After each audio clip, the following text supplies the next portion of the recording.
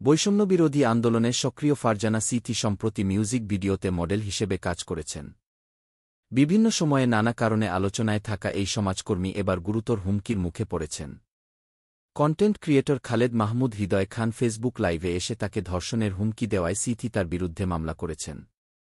মঙ্গলবার ১১ মার্চ রাতে ঢাকার শেরেবাংলা নগর থানায় এই মামলাটি দায়ের করেন তিনি। সংবাদমাধ্যমকে এ তথ্য নিশ্চিত করে সিথি জানান, ২৭ ফেব্রুয়ারি হৃদয় ফেসবুক লাইভে এসে তাকে ধর্ষণের হুমকি দেন।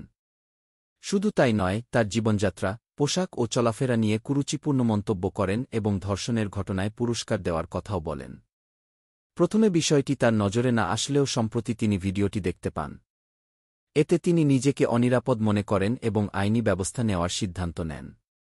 উল্লেখ্য, সম্প্রতি সামাজিক যোগাযোগ মাধ্যমে নারীদের নিয়ে অশালীন অঙ্গভঙ্গি ও মন্তব্য ছড়ানোর অভিযোগে পুলিশ হৃদয়কে গ্রেপ্তার করেছে। এই প্রসঙ্গ টেনে সিথি বলেন, হৃদয়কে ইতোমধ্যেই সামাজিক বিশৃঙ্খলা সৃষ্টির জন্য গ্রেপ্তার করা হয়েছে। আমি তার বিরুদ্ধে ধর্ষণের হুমকি ও মানহানির অভিযোগে মামলা করেছি। যারা মেয়েদের উত্ত্যক্ত করে সমাজে অশান্তি সৃষ্টি করতে চায়, তাদের অবশ্যই আইনের আওতায় আনা উচিত কি।